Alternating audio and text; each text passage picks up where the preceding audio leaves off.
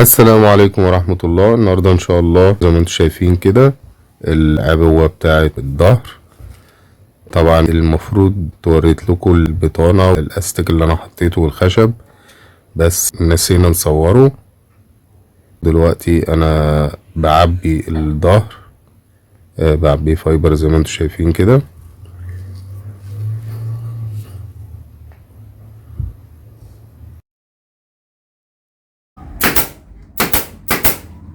وكده رجعنا لكم تاني ودبسنا السفنج زي ما وريناكم كده العبوة كده. ايه، نشد بقى القماش بتاعنا ندبسوه، وانا دبسته من ورا وهندبس بقى ايه من قدام.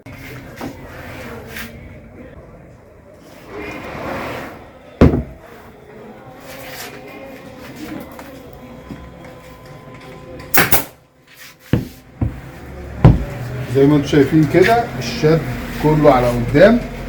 طبعا هنا لازم يريح معايا عشان خاطر السفنج ذات نفسه انا شده مشدود، فاما اجي انا اعمل القماش بتاعي مش محتاج ان انا ايه اشد جامد، لا، لان هو السفنج ذات نفسه في مطه عشان هو كثافته عاليه ومن نوع نضيف، فبيعمل معايا شغل في الشبحه بتاعته.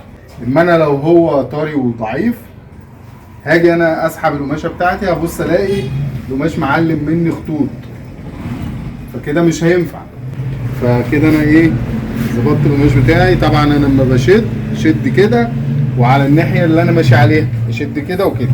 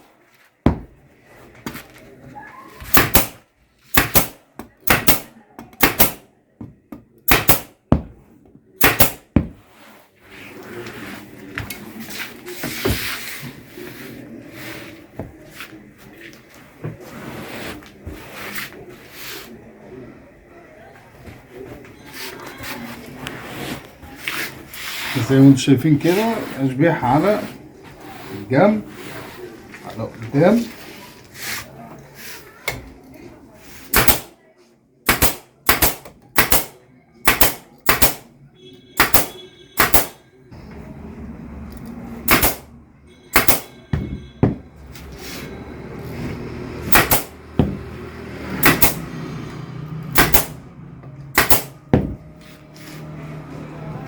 كده هندبس الكنبه شطبها وهوريها لكم بعد التشطيب ان شاء الله.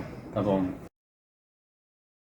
كده بعد ما شطبناها خلاص شايفين كده هيبقى فيه الشريط او فيليتو. طبعا هنا انا عامل على القماش مش تانيه هنا عشان خاطر ما يعملش معايا اي كسر او كده، وقصيته. طبعا كل ده هيتدارى كده. بقت الشكل كجسم الكنبه ده النهائي. لسه بقى ايه الشلت ولسه الحاجات التشطيب اللي هتبان، وطبعا لسه البطاين اللي في الدراع. وكده الفيديو بتاعنا خلص. ما تنسوش اللايك والشير وكل خير، والسلام عليكم ورحمة الله وبركاته.